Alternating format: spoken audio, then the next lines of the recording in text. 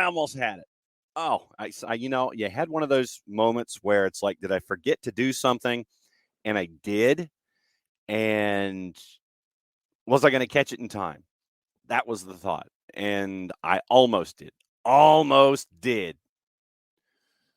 Welcome to another round of Soccer's Morning Show. Soccer Down here. John here, Jarrett coming up in short order. And there's a decent amount to talk about this morning. We can talk about what happened last night if you want.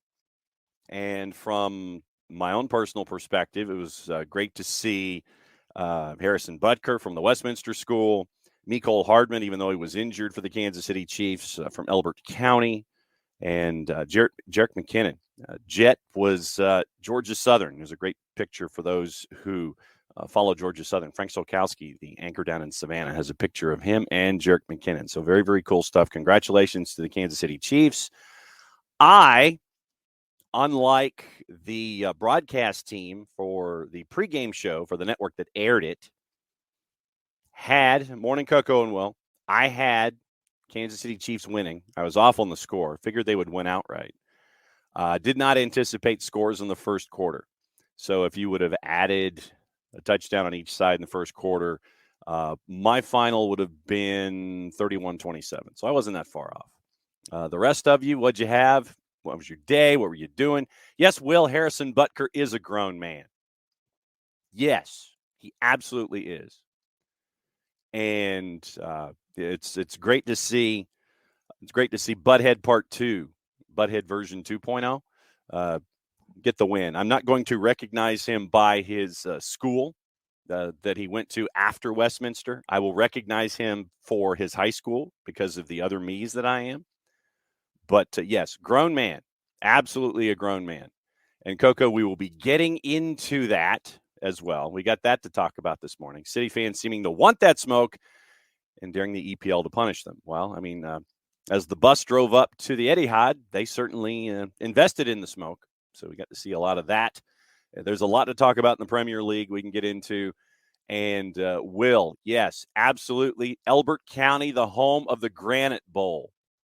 One of the coolest venues for high school football in the state of Georgia, the Granite Bowl. And right now, the Blue Devils, coached by, blessed to say, friend of mine, Shannon Jarvis. And they're doing some great stuff in Single A right now. Had a fantastic season, lost in the playoffs. But Elbert County represent. And Mecole Hardman, I will say this, and I guess this is our. We'll get into that. PD. I guess this kind of by default is our opening kickoff. So opening kickoff brought to us by our friends at Kickoff Coffee, kickoffcoffeeco.com. And there's your QR code for those of you who are watching on Twitch. Yep, getting into everything from last night, fantastic to see what's going on. I look at it from the perspective, and yes, I know Darius Slay from Camden County played on the Eagles. And so I had high school ties on both sides. That's how I view things through my prism when I'm looking at things. Yes, Will. Butker is a Ramblin' Rick from Georgia Tech and definitely a hell of an engineer. Yep, definitely a very cool dude. PD. Yeah, it was. And he was asked, the defensive back, Bradbury was asked, and he was asked about it, and he said he did. He held him. Remember, he did the same thing to Juju Smith-Schuster earlier in the game in the first half. Smith-Schuster had the in route, and Bradbury took his left hand and tried to spin him with the left hip, spin Juju Smith-Schuster off the left hip. He did. He couldn't catch the pass. Smith-Schuster wanted the PI, didn't get it. Same technique, second half, late. It was, and he admitted it in the post-game press conference. See, post-match. I was about to say post-match press conference, and I caught myself. So, yeah, it was. And when Jarrett comes in, we can catch up with Jarrett about it, and see what he thinks about the whole thing. Because, it was a hold, but do you make that call late in the game? I still think you have to. I still think you have to make that call late in the game. Absolutely. And yeah, so it was a hold. PD, it was a hold. Will City is going with the F around and find out approach. Yes, they most certainly are, and we'll certainly find out.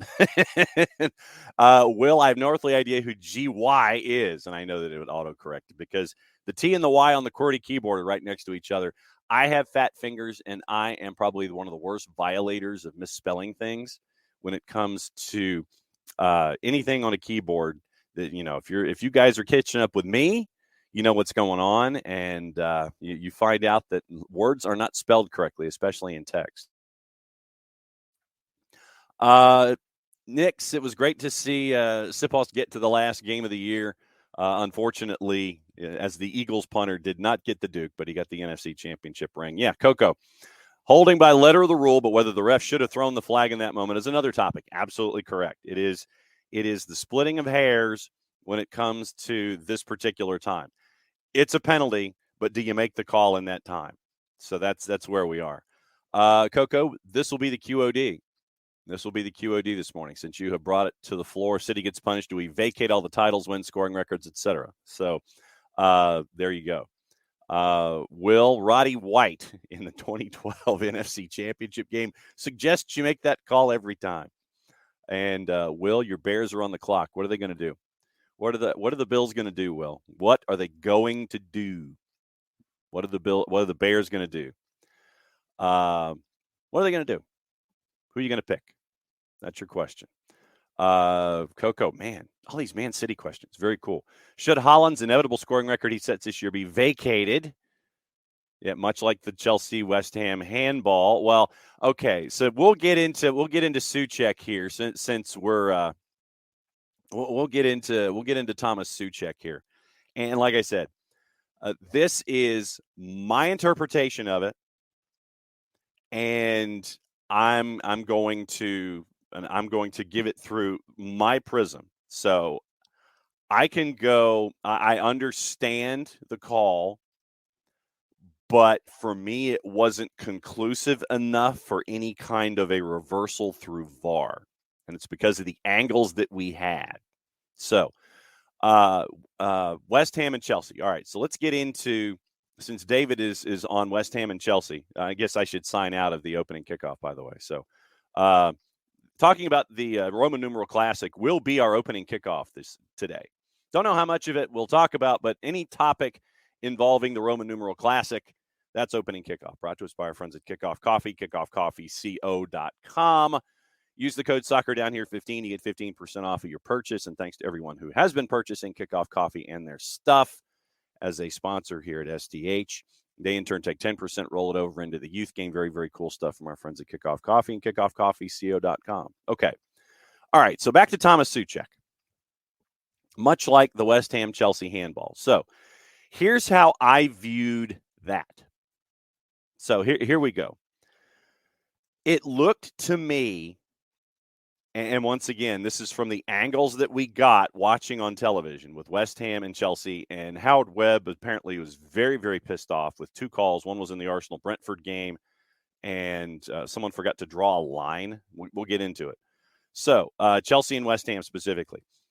The play, it looked like to me, Thomas Souček, as he's going to ground, he's trying to brace himself from one angle. Like I said, this is how I'm looking at it. So we'll walk through it, and I'll give you my perspective and just light it up. All right, so here we go. So it looks like Souček is trying to brace himself as he's falling. The angles that we get on television give the impression that there is almost like an intersection of Souček's leg as he's going down and his hand as it's pressing the turf. It almost looks like Souček's hand and his knee meet at a 90-degree angle, that they meet, and you can't tell from the angles that we get from television if, in fact, Souček touches it with his hand first or if his leg touches it first, and trying to figure out where we are here. So let's bring Jared Smith into the conversation. What do we do? Well, I've declared that anything involving the Roman numeral classic this morning is opening kickoff material. Okay. And so as that continues to go, we'll circle back and get your thoughts. PD wanted to know about the late flag on the PI that got the shorter field and all that kind of stuff. But we'll get into that in just a sec. we're getting into the call or the Thomas Souček call on West Ham and Chelsea and trying to figure out what the correct call should have been, because Howard Webb is pissed off at VAR for two incidents over this weekend that were, in his mind, egregious errors. Yes. And it looked like in the West Ham match that, at least from, and like I said, this is me and looking at it from the perspectives of the angles that we had for television. And this was one of the two calls that PGMOL and Howard Webb were pissed off about. PGMOL hadn't formally commented on VAR on why VAR was ignored on Chelsea's calls for a late penalty when Souček handled the ball. And that's the verbiage from Sky. From me, it looked like Souček, as he's bracing himself with his hand and his knee, they're basically in the same position. So I don't have enough video evidence in my mind to sit there and overrule the call on the field because it's not conclusive enough for me. That's how I'm looking at the Chelsea-West Ham call. According to the Times, the decision is being described as subjective, whereas acknowledged errors that hurt Arsenal and Brighton have been attributed to human error. We'll get into Arsenal and Brentford here in just a sec. Did you get the chance to see either of these calls that have pissed people off so much since Saturday and Sunday? The offside one, yeah, and it's just do we ask too much of officials sometimes? Like, I think so. At this point, no. I mean, yes, we do sometimes. In this instance, I'm being very facetious because I'm asking you to make sure that the lines are where they need to be. Oh, yeah. So that people can see what the call is. Yeah, the Arsenal Brentford, it's like, can you draw the line, bud? On a call that may have some incredible impact on the actual title race. Like might decide a lot of things. Kind of a big deal. Especially Wednesday with Arsenal and Manchester City playing and the margin being 3. Yeah. Like, your inability to do your job, a relatively simple job, might matter here. I don't blame people for being upset. So whatever.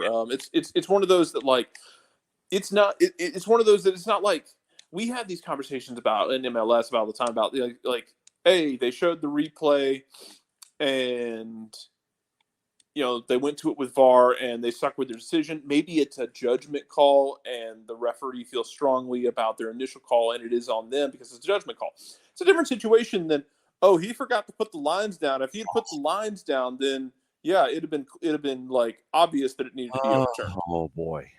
So those are different things. Mm-hmm. But they are. I mean, yeah. Jeez. Yeah, and I mean, in the one match that we're talking about here with the Souček handball, for me, I don't have enough evidence to overturn it, is what I'm saying, because of the camera angles that we had or didn't have. I'm looking at it from the perspective of, and Nix is in this morning, and Nick says Souček wasn't going to ground and the ball hit him. He saw the ball coming through himself to ground with his arm in front of the ball, handball all day. That's a difficult thing to decide, though, because if we've got the rule set where if you're sliding to block and your arm is bracing your body, then it's maybe not handball, but that's an interesting part of the conversation that he's getting into. Yes, is it easy to tell when somebody throws their body down? Like sometimes it's more obvious than others. Yes. And I think that, and Nick's, the way that you're presenting it this morning, you're presenting it in a subjective manner. I mean, you're looking at it from what we're staring at here, and I don't have enough TV angles to overturn the thought about taking the Souček handball, and I'm just referring to it as such because that's what the incident is in people's minds. I'm looking at it from, I don't have enough TV angles to sit there and change my mind and sit there and say, okay, I have a definitive, because you saw the angle from the end zone looking down, and you had one that was kind of at a, let's see. So if I'm staring at it, like from 180 degrees, you're down line from it was the other one. And all you see is, once again, hand and knee in that angle. So I'm okay, because I need more cameras. I needed a slash is what I needed. I needed a slash camera instead of one down the line looking at Suchek. And what I mean by a slash camera, and Jarrett knows my TV lingo here, I needed a camera at an angle. Yeah, it's like a 45. It's not like a slash camera is not a straight on shot looking like when we think about a football camera, when it's that high 50 camera looking straight down at the action sideways. Yes. Slash camera, think about it over like near the pylon, I guess. Yes. Looking at it at an angle, it's a different view of it. Right. So I needed a 45-degree angle shot of Thomas Suchek in contact with the ball. The one where he's, when you're straight looking at him on contact, that doesn't give it to me. End zone doesn't give it to me. I needed a third angle, and I didn't get it. So I understand why it was looked at the way that it was. Byrne, we will get into what Jarrett thinks about Malik Tillman. Yeah, we'll do that. I'm good with that. We can do that in a minute. David agrees on the Chelsea one. Going to ground, trailing arm is not given anymore. It's the rule. I don't like the rule, but it's a reasonable call from the laws, and that's where we are here. And if that's the way we're going to do it, then that's the way we need to do it across the board. Right. That's where we are. So that's where we are here with that. And it is, if you've got a problem with the play, check the law. If the law is what needs to be changed, that's where we are here.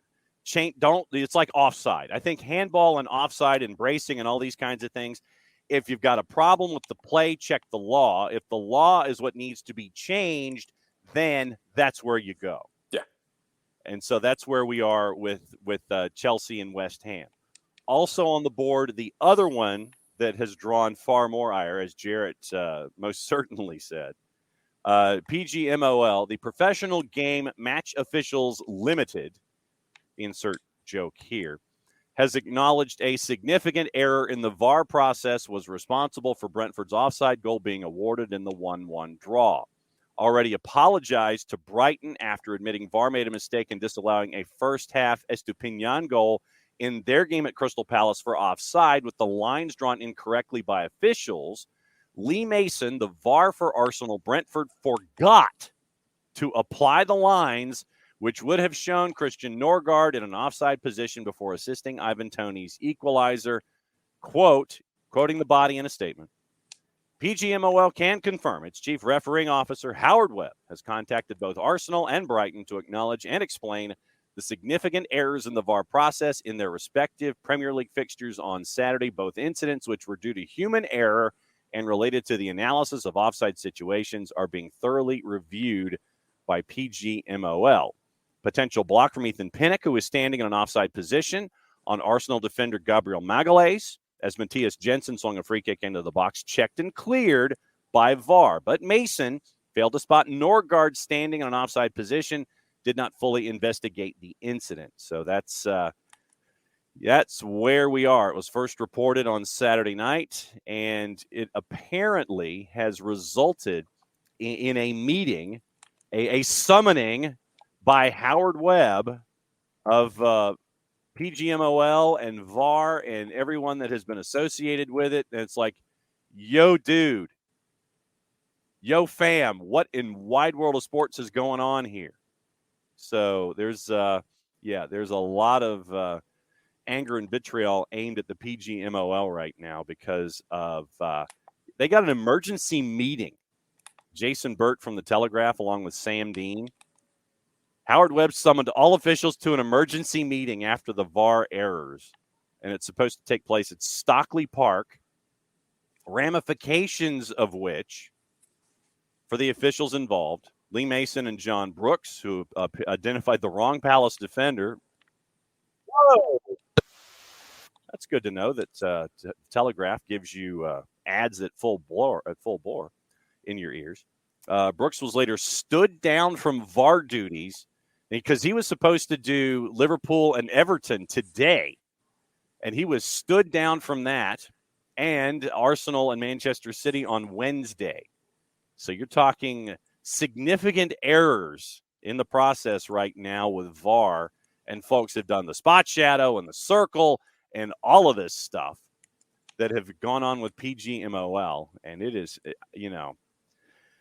yikes, Jarrett. That's all I can say right now, man. Yeah, yikes is the way to go about it, because it's you have very possibly seriously impacted this title race. And it's a mess, and it can't happen. Nope. Like that's I mean, look, it's a fireable offense. Yes, it is. No question about it. Because we go through this with officials all the time with the amount of things they get wrong. I'm like, if we get that many things wrong in our day jobs, we're in a tight spot. Mm-hmm. The amount of stuff, like when y'all get stuff wrong critically in that sense, and this is part of the conversation I was having last night with people about the the call late in the game. Yeah. It's when you have a league and leagues that are heavily invested with gambling companies, you can't be dropping the ball like this. No. You cannot. No. When you're in bed with the gambler, first of all, you're in bed hardcore with the gambling companies, and then you're kind of putting in weird punishments and rules for gambling with players, like for instance the Calvin Ridley thing. Like it's very weird. It feels very inconsistent. Yeah. And I mean, you still have the investigation going on right now with Ivan Toney and his actual betting on games when he was in lower division. Yeah. Never forget the NFL levies out heavier suspensions for betting on your team to win when you're injured than they do for multiple accusations of sexual assault. Yeah. Good job, NFL. Good job, Goodell. But when you've got these companies in bed, or you've got these leagues in bed with the companies, it's going to make it even more awkward for everything. Yes, it is. Knicks. Howard Webb went to PGMOL to raise its level, and the VAR starts acting like a substitute teacher's in charge. I'm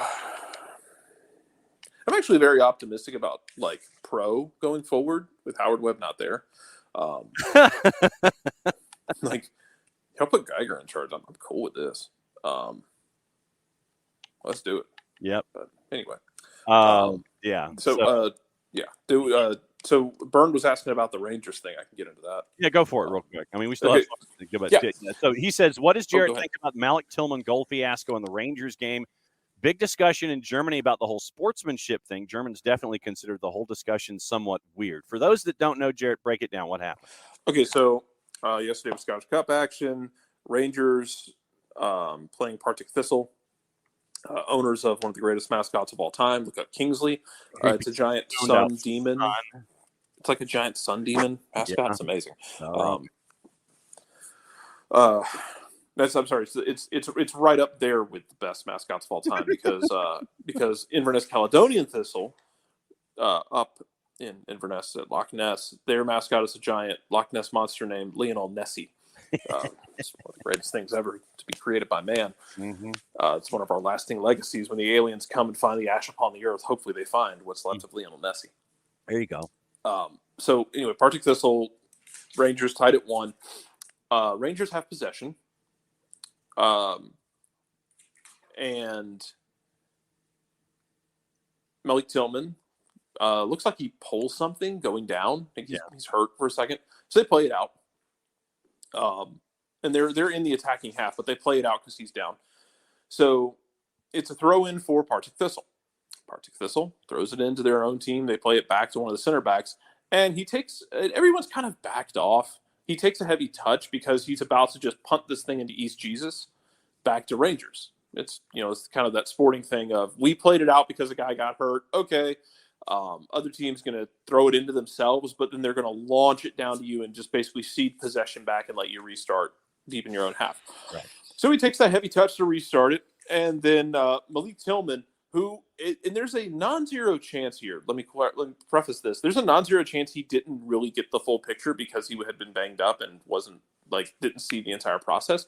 Right. He comes storming in full Leroy Jenkins, takes the ball off the defender, dribbles two guys, and as people are screaming at him, rounds the keeper and scores. The keeper for Partick Thistle gets up, shoves him to the ground. I think there was 1 or 2 yellow cards in the fracas. The fact that no one got sent off was amazing because half of Partick Thistle's team was around him, shoving him, and they were ready to fight. Because the way they viewed it was Rangers played it out. They played it like we threw it into ourselves and really let the guard down because we were just going to punt it long. Tillman takes it off of them and scores. So Michael Beal, who is the manager of Rangers, then orders his team to basically lay down for an equalizer for Thistle. So Thistle scores. He basically tells them like, "Hey, just let them score and even it up." And and so to Burns' point, like this is the thing about like how do we feel about sportsmanship in this?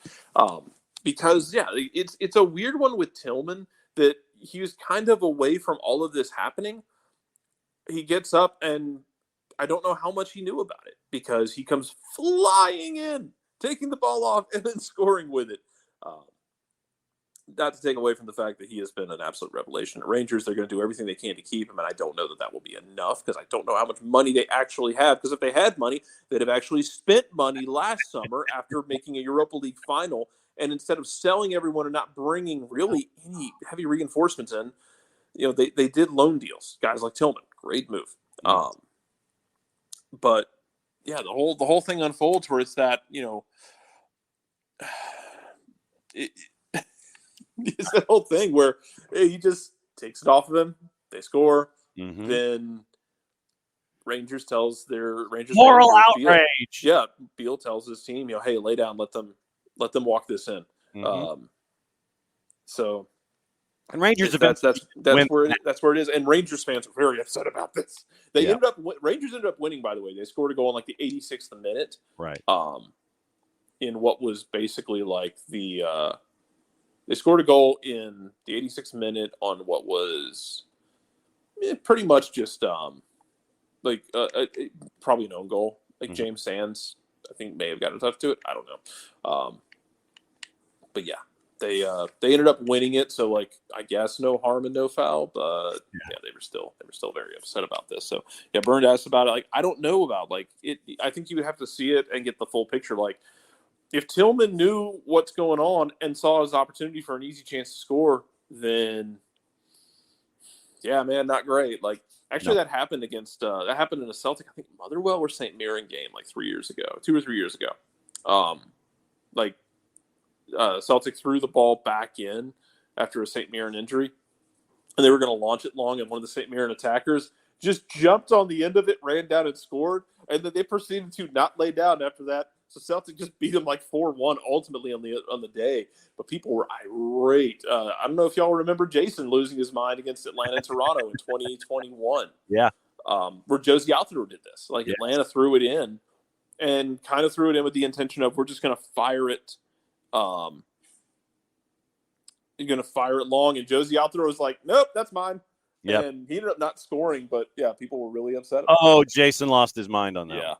Jason started overmodulating. Burns says, I actually like that Rangers let Partick score, but the German newspaper columnists were definitely very confused by the whole concept. It was one of the leading articles in the Kicker magazine. Yeah, man, and that's the thing is like, that was, I guess, where I was curious what you had to say about that from Kicker. Because I don't know how universal that is culturally. We can just let them have the ball and let them walk it in. Because it's one of those where they were very much about to launch it back to Rangers. They had let their guard down. Tillman, whether he knows it or knows what's going on or not, steals it and basically gets a walk in. He did a little bit more work than a walk in. Like it's good dribbling from him around the keeper and everything, but. I guess you could say ball don't lie because Rangers ended up winning. They were a better team on the day, but it was very interesting. Yes, and so that happened, and it was very, very intriguing because Malik Tillman's an absolute joy, though. Like, Yeah. don't take any of this away from the fact that Malik Tillman is an absolute blessing to watch. I still stand by. I hope he doesn't really stay in Scotland. Same reason I think that give it a year, and I was going to I say, hope Cameron Carter's. they'll probably sell him anyway. Well, they got him on loan. They didn't buy him. I don't know if they can afford to buy him. I don't know how much money they have. It's the same thing. I hope Cameron Carter Vickers moves away from Celtic in the next year to play with better competition. Yes. And forecard before Jarrett leaves here in hour number 1, I wanted to get his thoughts and then all of your thoughts on the Giakoumakis press conference. So before Jarrett goes, we'll talk about Giakoumakis and get you ready for Atlanta United and Toluca and AmFam 2 Electric Boogaloo. We're going to be talking about that definitely as the week goes along. Both Sam and Will, by the way, Jared, are incredibly pleased with your Leroy Jenkins reference. That's what I'm here for. Made their morning, by the way. That's what I'm here for. Yeah. The PGMOL discussion. Forecard believes that the EPL is pro DH. That's how the EPL is. They're pro DH.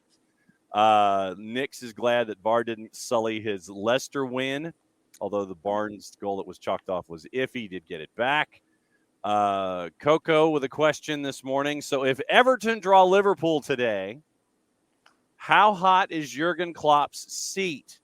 Is he even sitting on the seat after that? I think, first off, if you were to ask, say, Ropes and the Airborne DJ, they would take that point and run, considering how things are right now at the bottom of the table. They would take that point and run to the pay window. I'd also be tempted to get Burns input on this because it is a German manager.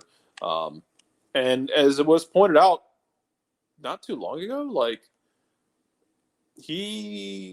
it wouldn't be, I think it was at Mainz as well as Dortmund.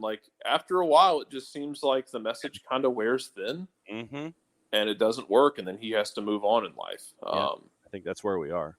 Yeah. The question is, where does he go next?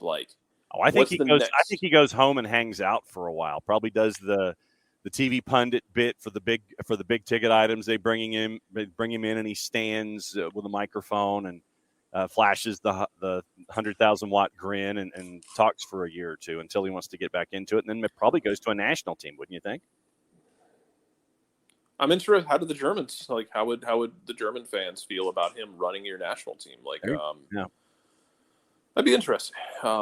I think that when it comes to the hot seat itself, I think, Coco, it's already pretty hot, but I don't see anything happening with Klopp until the end of the season where you get the mutually parting ways. I'm going to go off in the sunset, spend time with my family. The wear of the game has gotten to me, as you could tell this season.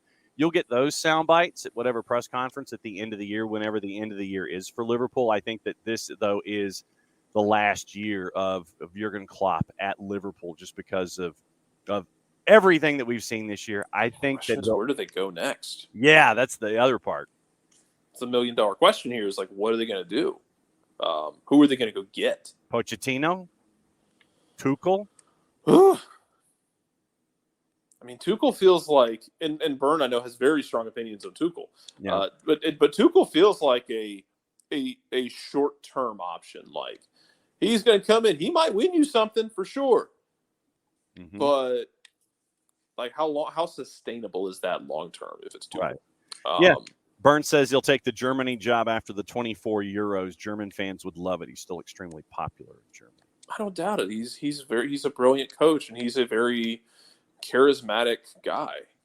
Mm-hmm. So, yeah, go for it, man. Live your best life. Yes. We've had some folks chime in on the GG presser. We got to see Tank for the first time. Let's see, Sam. Someone would say that. Yes, getting paid under the table to fix. Yeah, Howard Webb. Someone would say that he's getting paid under the table to fix games. City. Nix is going to put the Willian goal, nominating the Mendy banger and the goal of the week. Hit it, and it stayed hit. Absolutely true. Tony should have had a hat trick this weekend. That is also true. Zero tolerance from David. Need to keep appearances up. Announcers of games cannot even predict an outcome during media day interviews for the NFL. I had the Kansas City Chiefs. I'm sorry.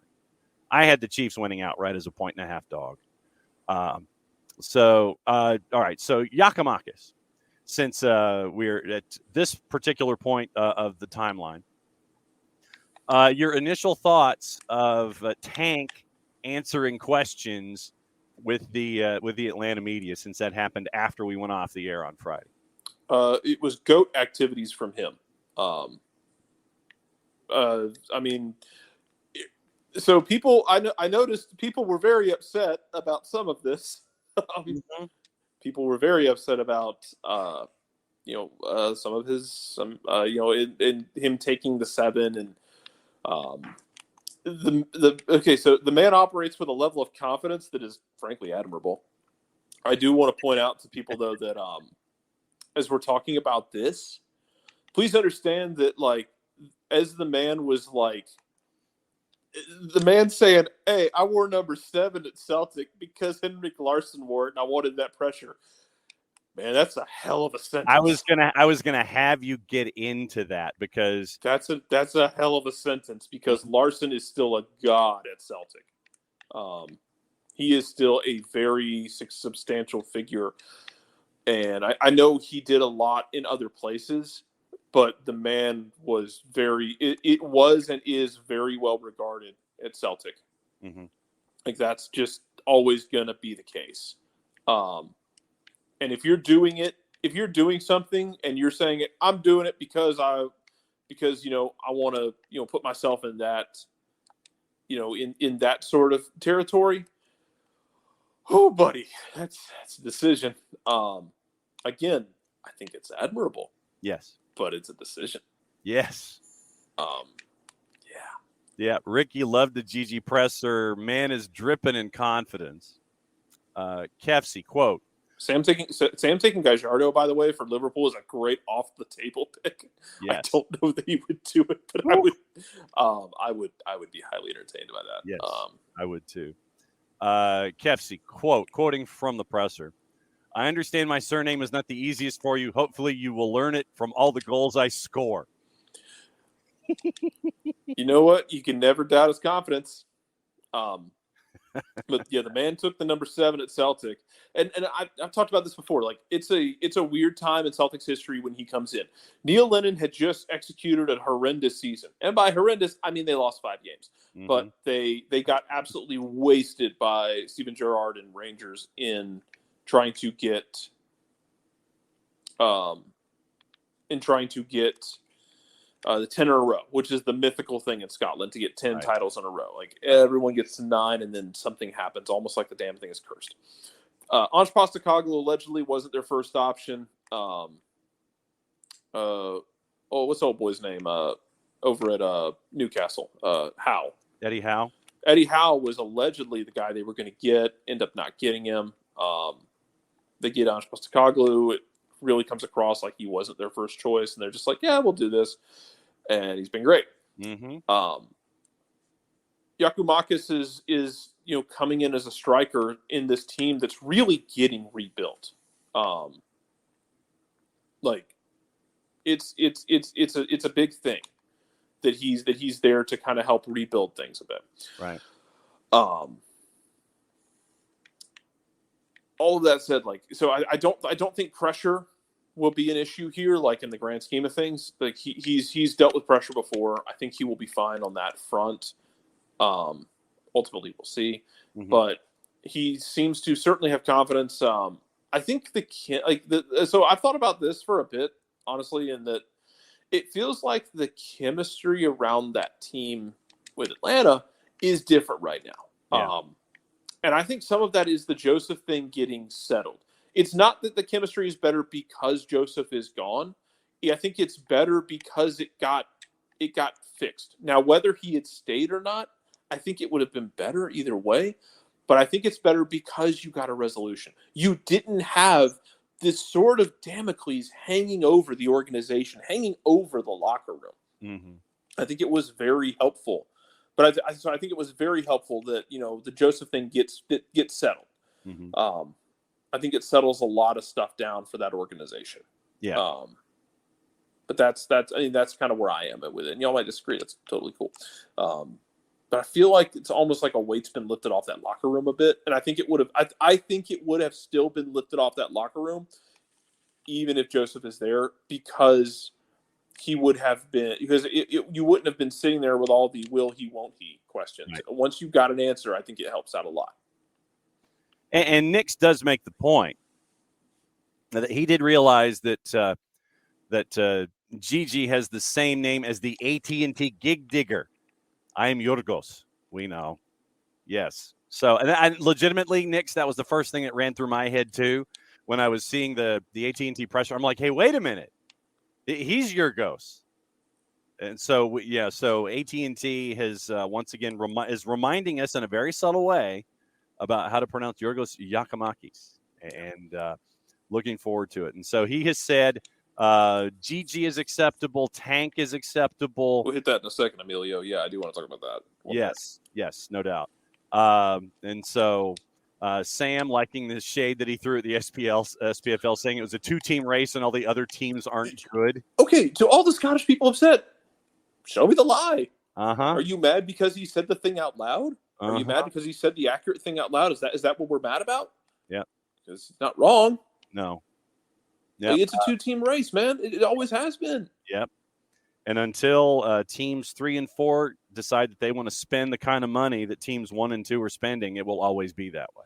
They can't. I mean, they don't have the money. And that's what I'm saying. Until it gets to the point to where you have manna from heaven or some dude who has won the Powerball want to go over and invest in Team 3 or Team 4, whomever that is, then it is going to be Celtic, Rangers, and everybody else. Yes. That is flat how it's going to be until literally someone decides to look at a distressed asset in the SPFL and go, ooh, I want to buy that for a couple of quid and turn it around and spend a boatload of money and get it to be team number 3 and be that competitive. Yeah, I know people were upset about it. Like people in Scotland were very upset about it because if there's one thing we can learn from Scotland, it is two things we can learn from Scotland. How to more efficiently deep fry food. They're just absolute 80. They're an 80 grade when it comes to deep frying.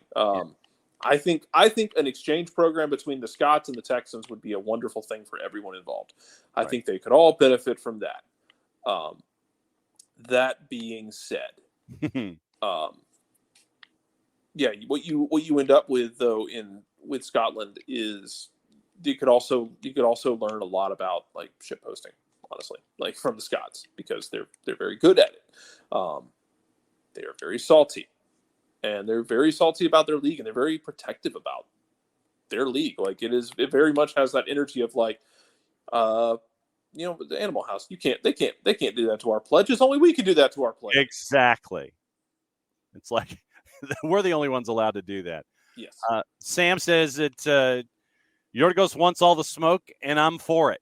Yeah. He very much seems like that kind of guy who wants all of the smoke in his life. And who's to say he's wrong necessarily, because the man has led the Eredivisie in goals on a team that got relegated, and then led Scotland on goals while not even playing the entire season. Mm-hmm. He wanted to come somewhere and be the man. He's got his wish. He's the one who has to go out and do it. Mm-hmm. That's on him now. Yeah, I'm excited to see how it goes. I was very entertained by the entire presser. Like, you can call some of it theatrics if you want to. It's totally okay with that. I have no problem. But yeah, the entire thing was very entertaining, and I was here for it. As far as wearing number 7, it's a lot of smoke. He's got the right mindset for it. Like, I was nervous about the concept of someone else wearing it this soon because you're putting a lot of pressure on yourself. Mm-hmm. He seems to enjoy that pressure. I will still say we got to be careful with pressure with him because if for no other reason, what Joseph did wasn't normal. To expect someone to come in, like, so what by that I mean, if he rolls up and drops 15 to 20 goals this season, how are people going to feel?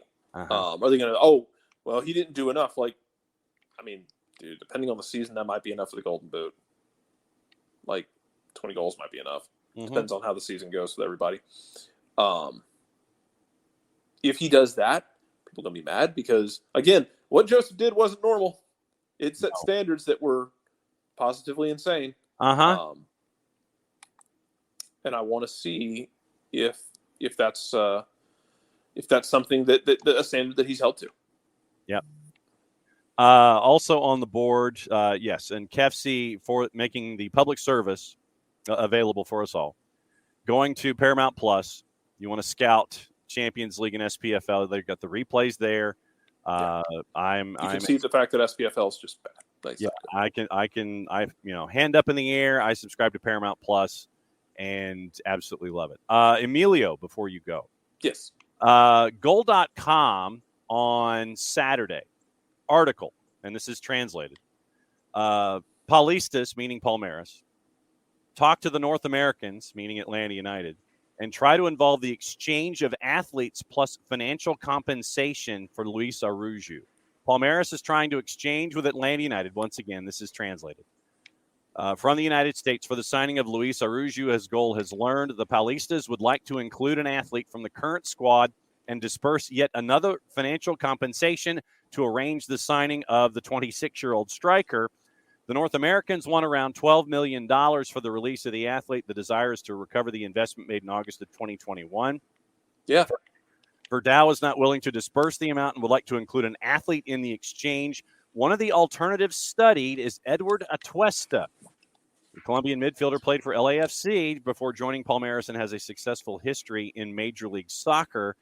There are other names that have been studied, also may appear in possible proposals. Palmeiras looking for at least three reinforcements in the marketplace.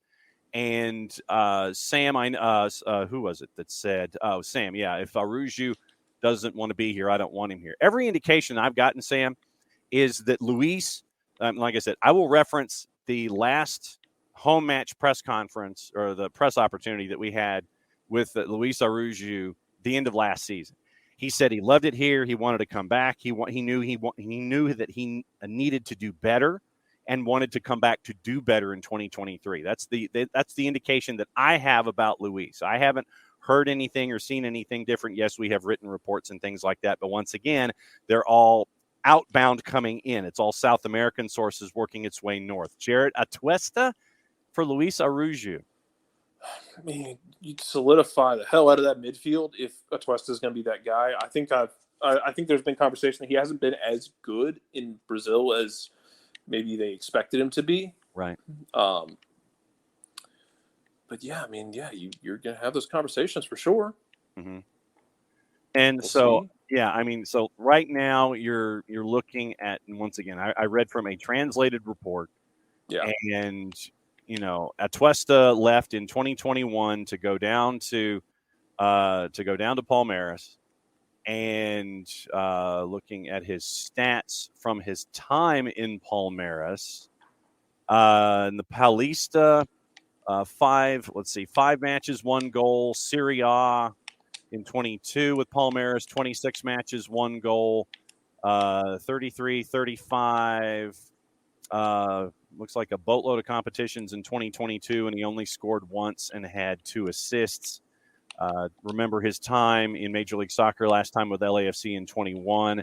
It was 24 matches, 2 goals, 7 assists. And so you could understand why, as a defensive midfielder, he's played 113 of his matches in his career, 10 goals, 21 assists. And so you're looking at a defensive midfielder, and Atuesta would be that for sure. But once again, the article, and I'll post the link in the Twitch pitch so you guys can look at it yourselves and translate. But every indication that I've gotten from Luis is that he wants to atone for what didn't happen in his mind last year. So that's where I am. Yeah, we'll see. we'll see if he's able to do it. And yeah, I mean, I think it just a lot of it depends on what kind of offers do you get. He's also been tearing it up this preseason. He tore it up last preseason. I think injury played a role in like not being able to make it continue. Right. But yeah, you want him to continue to be that guy. Right. So I mean, if you can get a return on investment plus something else, yeah, you're willing to listen. The problem is if you make a move like that, it might be tough to find a good replacement because not every league, but a number of places, their windows are closed until summer. Yes. And so they might be able to sell to you, but they might be unwilling to. They would be unwilling to sell to you because they don't have the ability to bring in anyone else until the summer. Right. That would be the issue. Right. Bernd is wondering if you did swap Aruju for Atuesta, would that make Atuesta a DP just by the virtue of the computed transfer fee? And it's probably complicated math. But to Ricky's point, I don't know. It depends on how much is he making. Plus, right. Like if it's like, hey, if it's a player swap. I mean, if they're getting you a bunch of money, like, I don't know, because if you can get him on a non-DP deal, buddy. Yes. And Ricky is of the camp of you don't sell right now, considering the season starts in 12 days. I would rather not sell right now because the season starts in 12 days, and he has been very good in the preseason. Right. And as I have said before, until I'm blue in the face, I think Etienne and Aruju are a really good fit with what Giakoumakis gives you up top. Right. So that's what you're staring at with the idea of the goal.com piece, with the possibility, and this just a mention, like I said, it's a mention in a piece, and Palmeiras has kicked around a couple of other names, but obviously the name that is drawing the most attention here is that of Luis Aruju and Palmeiras. Your inability to fill that spot as freely as you would like makes me say, I don't want to do it right now. That's just me. If you want to go into the season, if you want to do it and go into the season and then say, hey, we'll just fill that spot in the summer. Okay. Yes. Do you? Yes. I'm leave now. Okay. So Jarrett's going to leave now. And so that's it for Jarrett. And Jarrett's going to come back again tomorrow. A couple of programming notes. And let's see, later today, interesting story out of Buffalo. And for those of you that might remember FC Buffalo, the Wolves, Nick Mendola, who used to work in media, is one of the co-owners at FC Buffalo. FC Buffalo, with their great community growth, they're moving from the NPSL to USL League 2. And so we're going to have Nick Mendola later on this afternoon for one of our 1v1s. If you missed our 1v1s last week, we caught up with Jack Collison as they were preparing for their first game ever as Hunt City FC. And they were going up against Birmingham Legion. So we got to catch up with Jack. A lot of great 1v1s on the network. Recommend that, excuse me for a second. Let me see if I can hit the mute button. That if you missed one of our 1v1s, that you go back and listen to them. They're all on the app, iOS and Android. If you haven't downloaded the Soccer Down Here app, please do. All of our favorite podcatchers have all the interviews as well. Easiest thing, though, is just to download the Soccer Down Here app, and you can catch up with everything. Get your notifications as to when we're live, when we're doing stuff, all of that. And so it was great to catch up with, great to find out about the story with Nick Mendola. So we'll catch up with him, and we'll post that for a 1v1 later. And yeah, Will, it does.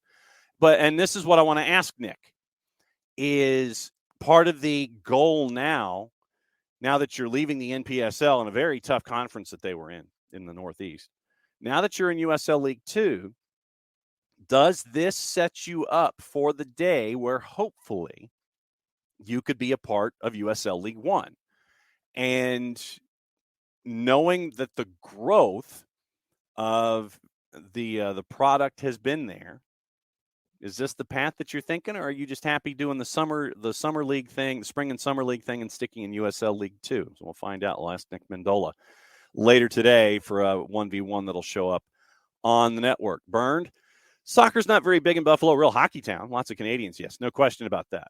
And so, like I said, this is why I wanted to gauge. One of the first questions that I'm going to have for Nick is the idea of, okay, you were over here in the NPSL, but the NPSL is just, it is a spring and summer league. You move over to USL League 2, there is that notion of possibly moving up the USL ladder. So was that part of the planning here? And so we'll see if it is. I will ask if FC Buffalo brings the tables like the Mafia. We will find out, no question. And we will definitely see if there are folks that have questions. Folks have questions about FC Buffalo. We're going to catch up with Nick Mendola as well. Don't forget, also, soccer is in session. We're going to be catching up with our coaches from the high school game.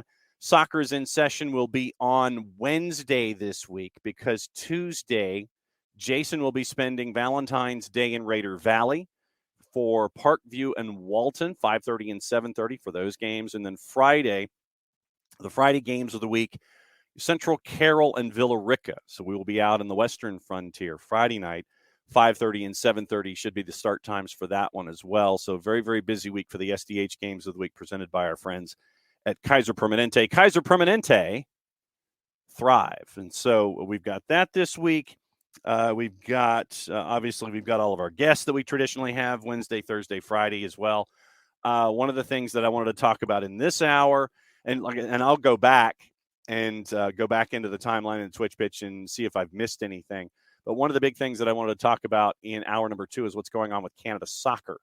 And hopefully Bart Keeler can join us as they get ready for SheBelieves Cup, because what's going on with Canada Soccer directly impacts SheBelieves Cup and has definitely put a specter over it, a definite specter. So it will be interesting to see what continues to develop with Canada Soccer. And really, and like I said, we'll go over the case here in hour number 2, but it's gotten really bad with the women's national team in Canada Soccer. And so we'll catch up with those kinds of discussions and those topics. Anything else on your mind, obviously. Merseyside derby later today, Liverpool and Everton. Our Everton supporters would take that point and run, I know. And right now, Liverpool is in a world of hurt. And we'll see where they are in the standings and get over all of the results from the weekend in the Premier League to lay it all out for you there. And like I said, any other topic that's on your mind that you're ready to go, because obviously we've got AmFam 2 Electric Boogaloo coming up Wednesday night on Peachtree TV and 92.9 The Game with Toluca coming to town. Toluca won their match yesterday at home. When they can, they're the ones that get the traditional 1 o'clock Sunday afternoon time slot for their matches at Estadio Nemesio Diaz. And so it's a gorgeous building with the one facade that's there. And Toluca gets their afternoon games Sundays at 1, and they beat Cruz Azul yesterday.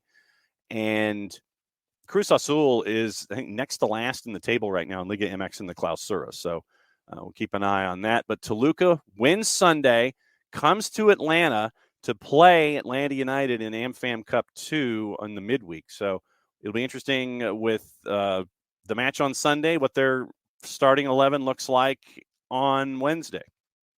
So we'll keep an eye on that as well. Like I said, anything else on your mind? Obviously, the numbers right now. Juice boxes for Merseyside derby. Liverpool's a minus 154. Your draw's a plus 312. And Everton is a plus 446. Coming into today, Liverpool's played 20 matches. They are 29 points. They are in 10th at 8-5-7. So if there's a win, then they leapfrog Chelsea again and go to 9th with a win. Everton right now in the drop zone. Snapped a 3-game losing streak last time out with their win.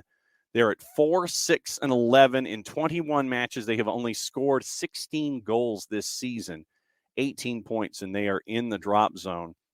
But, hey, last time out, Sean Dyche knocked off Arsenal. And so that's what a lot of folks are staring at with Everton. Can they do it again with another one of the big names on the board in the Premier League? 16 goals scored, 21 matches. They've allowed 28. So for Jordan Pickford, it's a goals against of 1.25. But right now, Everton, one of the 3 teams in the drop zone in the Premier League. And that game is coming up this afternoon at 3. And remember, it's another quick turn for both Arsenal and Manchester City at the Emirates on Wednesday. Manchester City at Arsenal. Manchester City is the favorite right now at a plus 144. Erling Haaland left at halftime with a thigh injury. Obviously, you want to take as much care as possible with your big striker, especially with this matchup coming up in 2 days' time. So Manchester City, got to keep an eye on the big man because right now they're only 3 points back, although Arsenal does have a match in hand. It would be the 23rd match for Manchester City to match them with Manchester United, but Manchester City has a chance to go even on points with Arsenal, and with a goal difference right now at plus 34, you would imagine with a win that it would probably be still more than Arsenal, so they can go ahead on goal difference with Arsenal having a match in hand if they win on Wednesday. So we'll keep an eye on that, Prem and Proper, obviously, on the network on your Tuesday. Now, since it is the beginning of hour number 2, that means one thing. It's time to read a promo. So go down to the music and lower it again. You'd like to think that maybe it would just stay where it is, but it's not. Every single time I have to adjust the music, take it down to 12, knock it out of loop, hit the word rock, and here we go. For odor-free, clean, fresh air, one place you need to go. It's a Lemonize service. And you know what I'm going to do? For those of you watching on Twitch, I'm going to do some live TV. I'm going to find my billboard, which was hidden because I forgot to bring it back out over the weekend. I'm going to post it back behind me, live on the air. There we go. There's our friends from Lemonize. QR code over my left shoulder as I sit back down for those of you watching on Twitch. Nothing like that. So there we go. Odor-free, clean, fresh air, one place you need to go. It's our friends at Lemonize service. Deodorizing enclosed spaces like houses, apartments, and condos, Lemonize has created a customized solution that eliminizes all organic odors, including those like pets, cigarettes, and food. Realtors and property managers use the Lemonize service to eliminate bad odors to help them sell or rent their homes that much faster. It's a turnkey process. Makes it easy to work with realtors and property managers. Kind of the environment we like that these days, a very green way to get rid of odors without any kind of toxic residue whatsoever. Different than Febreze or our favorite masking agents that we have either under the sink or above us in the cupboard. Because when we reach under the sink or above us in the cupboard, take out that masking agent, spray it in the air. There's a reason they call it a masking agent, because all it does is mask the odor. It doesn't attack the problem like our friends at Lemonize do. Proven scientific formula destroying odors down to the molecule. Pricing very, very easy, either by cubic feet or parts per million, to come up with a price that's affordable for you, offering results in 24 hours or less. Any other questions frequently asked or otherwise? You go to the website, and that's where I grab my pen on a Monday, because we have a favor to ask. After Lemonize.com, go /Atlanta, so they know what part of the world that you are addressing them from, so they can help you with your problems. Full homework assignment, ELIMINIZE.com /Atlanta, Lemonize.com /Atlanta for odor-free, clean, fresh air. Lemonize service, proud sponsors of everything SDH on a Monday. And it's a reaction Monday. So anything on your minds, people, that's what it's here for. Can be the Yakamakis presser, very confident man. Yorgos, very confident man. We like that. We got stuff in the Premier League to talk about. We got anything else on your mind that you want to talk about. Like I said, that's what Reaction Monday's for. Over, under, and on par across the board. But I am going to get into the situation with Canada Soccer as we get into SheBelieves Cup. Very, very nasty stuff going on there, and I thought that it was worthy to be discussed this morning. We also have other news out of the Premier League this morning. Jesse Marsch is being considered for the Southampton job. So So we'll keep an eye on that. And so, like I said, all the gossip, rumor, news, and innuendo that we've got coming up in just a little bit. And we'll keep an eye on everything going on in the Premier League and with PGMOL and with officials and anything else on your mind as we go here in hour number 2. Thanks for hanging out with us, as we always do, with everything here at SDH. Sam, you are thinking of Alex Tambakis. That is absolutely correct. Alex, I think Greek by birth, but let me double check if he Alex Tambakis. I know that he's Greek heritage. Let me double check birthplace. Yeah, born in Athens, Greece. Absolutely. Signed in 2017 after time at Panathinaikos, Niki Wolos, VVV Venlo, sound familiar, and the Charleston Battery. So played one match with United, went back to the Battery for 8 more. And remember, Tambakis was involved in the Kyle Rainish incident against Minnesota United at Mercedes-Benz. Kyle Rainish gets the red card against Abu Dunladi, and then your keeper is Alex Tambakis. And so that was the only game Alex Tambakis ever played for Atlanta United. But right now he's been with New Mexico United for last 2 seasons, starting his 3rd year, I think, this year with New Mexico United. They love him at the lab. And so, yeah, Alex Tambakis, the answer to your trivia question. But, yeah, Tambakis was involved in the Rainish red card against Minnesota United. So there you go. Let's see. Yeah, and Ricky, this too. And you figured that this was coming sooner or later. Comcast has announced Peacock will no longer be free for Xfinity subscribers as of June 26. It's going to be yet another streaming service that I will be picking up my monthly fee for. I will say this. When I've remembered, see, as an old guy who is somewhat technologically challenged, for me, remembering that I have streaming services where I can watch things sometimes is a little far-fetched and difficult. Because, all right, so let me see, and you guys can chime in here because I want to know if there's any kind of symmetry or similarity or anything like that. Here's what I've got. And I'll see. And if I can remember them all, this will be fun. All right, so obviously, Peacock, and I know that I'm going to renew that. I've got cable, so that's why I've got Peacock, because I have Xfinity, and because of the cable packages, I have the super hyper mega cable sports package, so I can watch everything.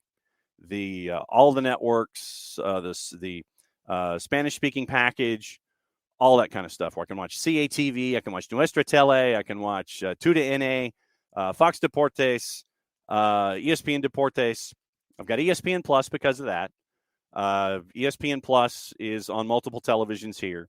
I have Fanatis, fntz.co/soccer down here if you want to watch Goal TV, you want to watch BN Sports, you want to watch Teisei, and Teisei is what has also gotten me hooked on Fanatis.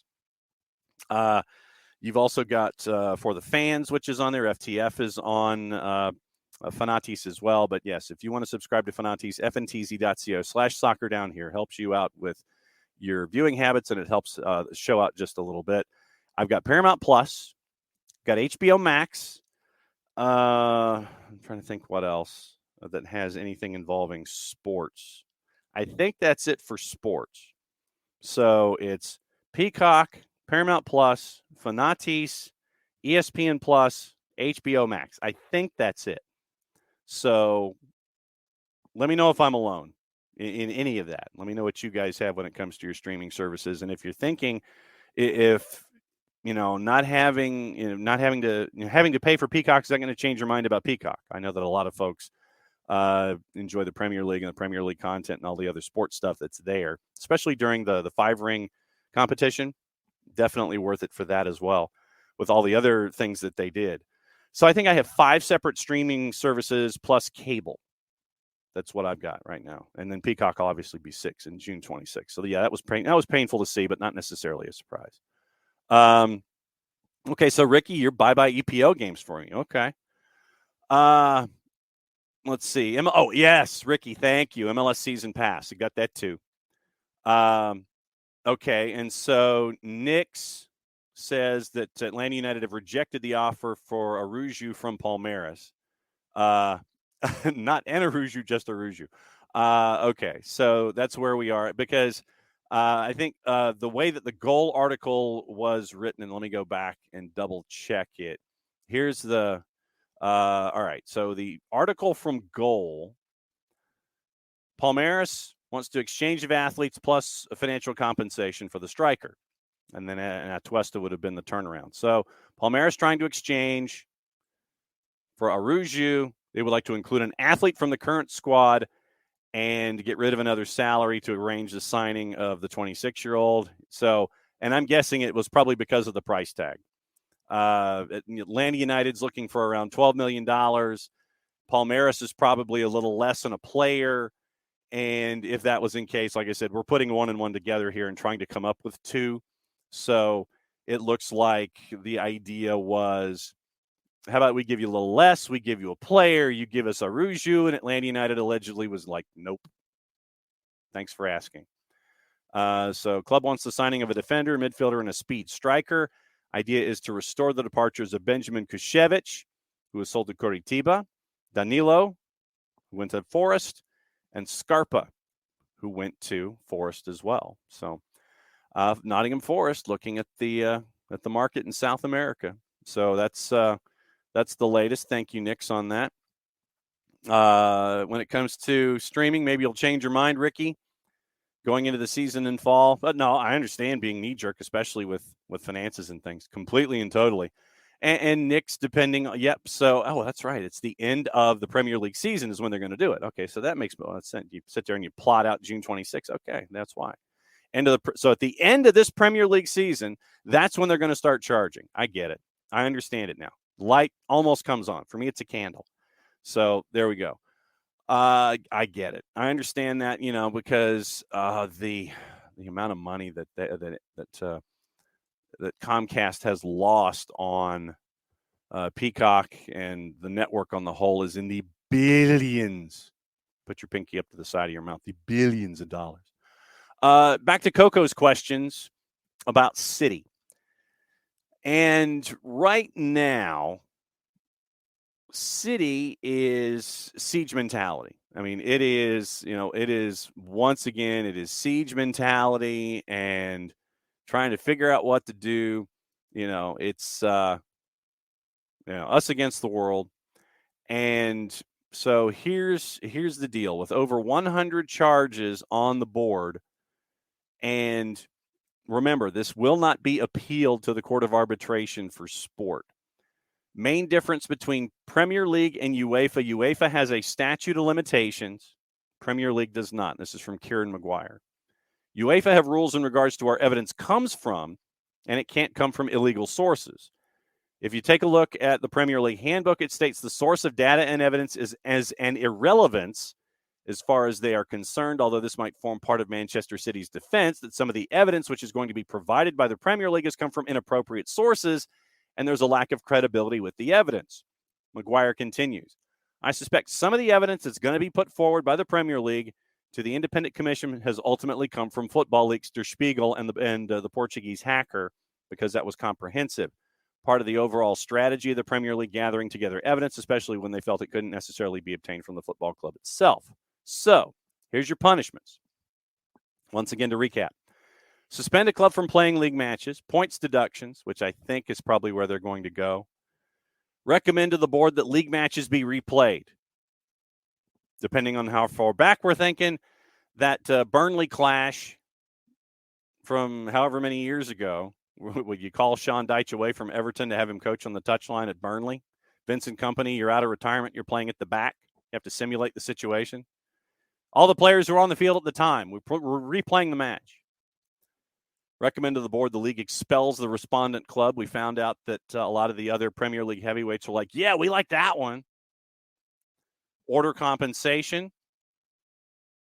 Cancel or refuse registration of players. There probably will be a registration ban. Conditional punishment, whatever that means. Order the club to pay costs. I think that'll happen too. But of course, the ownership group will be like, okay, let me grab my wallet. I'll cut you a check. No check, money order. Okay, fine. We'll go to the store down at the corner and get you a big money order. or make such other order as it thinks fit. That one for me, Coco, is the one to pay attention to. Make such other order as it thinks fit. Basically, that is the be-all, end-all, all-encompassing, end-of-the-road kind of a thing where the Premier League sits there and says, you know what? We're going to do this too. Whatever this is, they're going to do it. Whatever makes them feel better about the situation. Whatever the other clubs may influence the Premier League in and of itself to do. That nebulous ninth condition. Keep an eye on that. But I think what you're going to get, you're not going to get Manchester City kicked out of the Premier League. And also remember that a lot of the legal pundits are saying that this will not be decided but for a couple of years. 2 up to 4. 2 up to 4 years. So you won't get any kind of suspensions. You probably won't get him kicked out of the league because it's too big of a tent pole in the Premier League.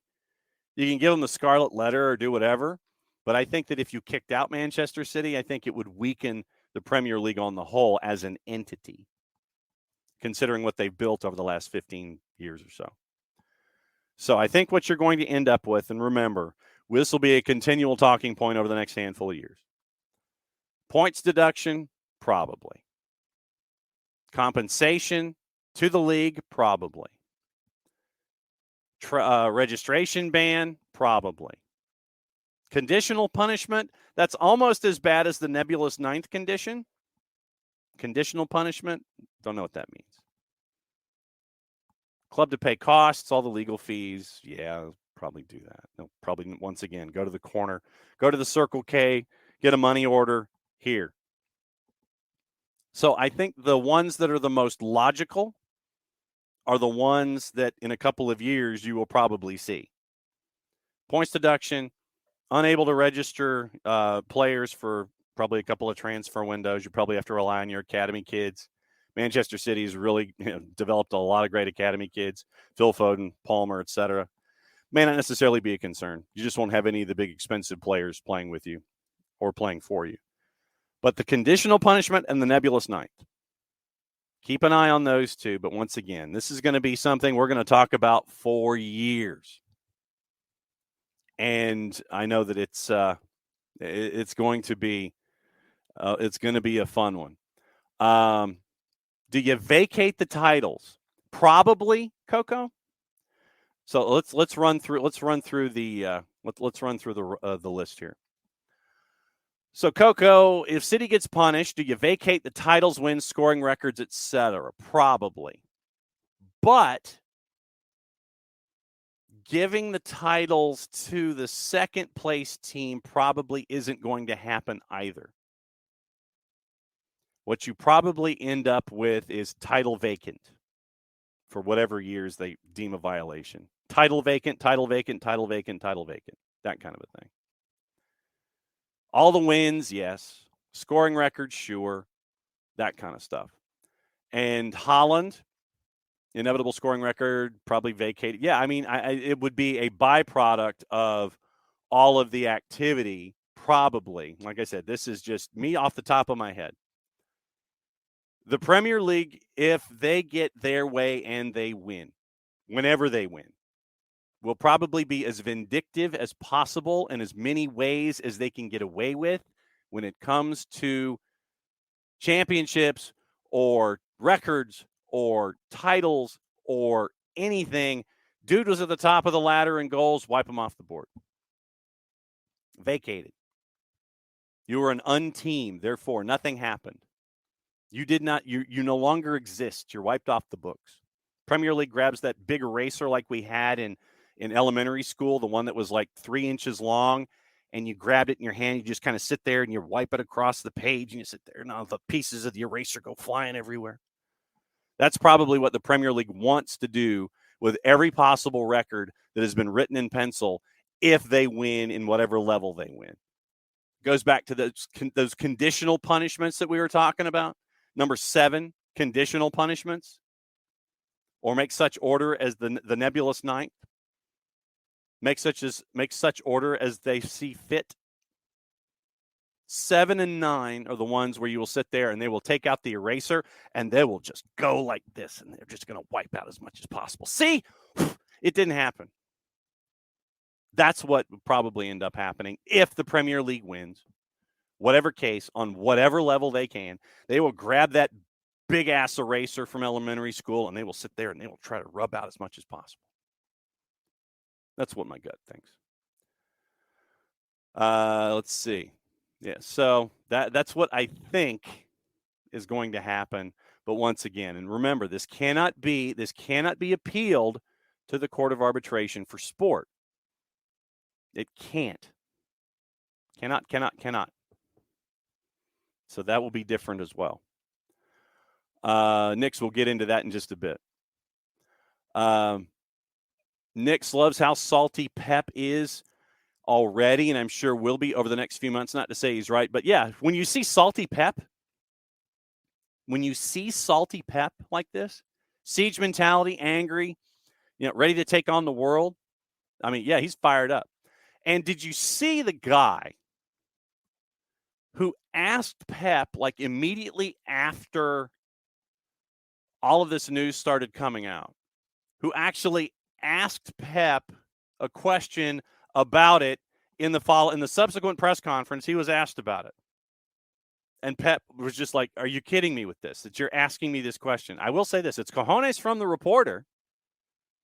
And knowing what the answer was going to probably be, it was either going to be an answer where he was going to be defiant and indignant or just dismissive, and you got all of it because it was a silly question to ask, but it was asked.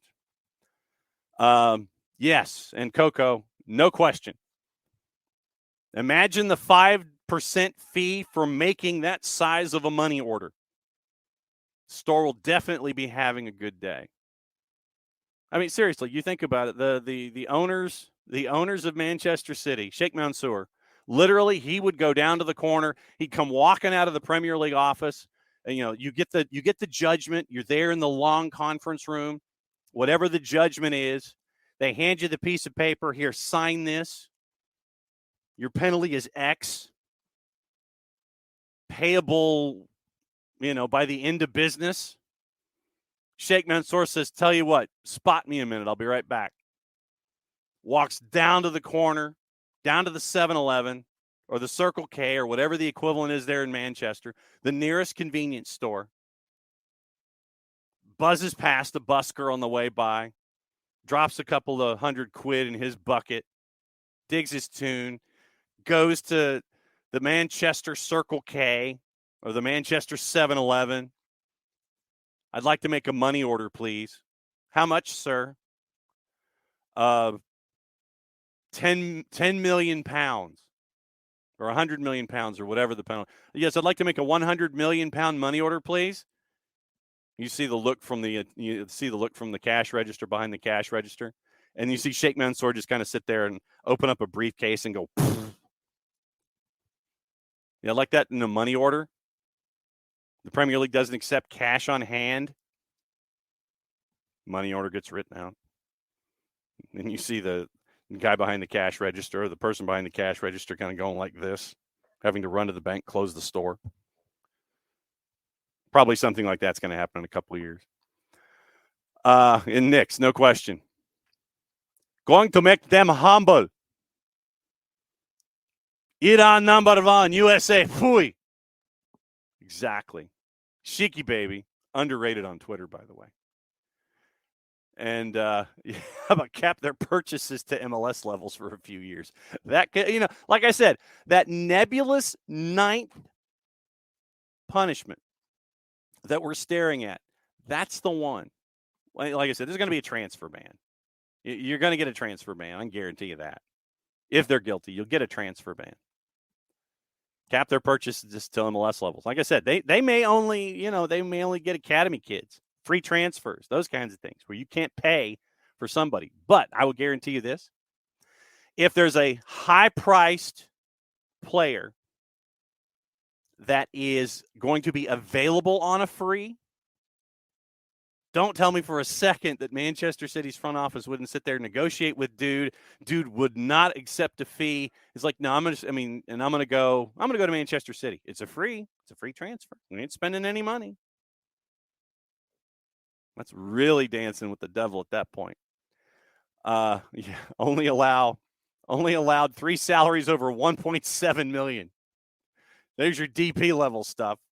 Holland, you're being bought out. Well, yeah, and I mean, you get somebody would trigger that release clause, and then Erling Haaland would be out the door.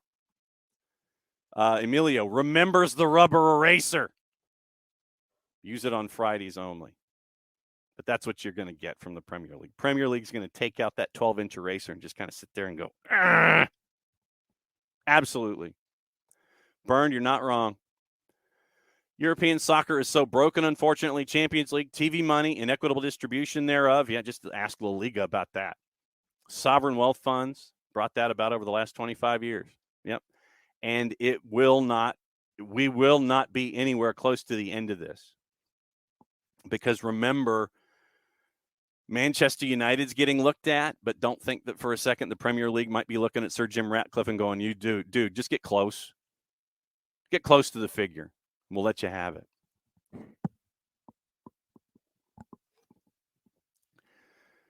It's bad. I mean, La Liga for me is one of the biggest examples of that. Sam, salt and pep. That's what you're getting. You're getting salt and pep until further notice. Yeah, and Knicks. And then they hate Major League Soccer, Emilio, no doubt.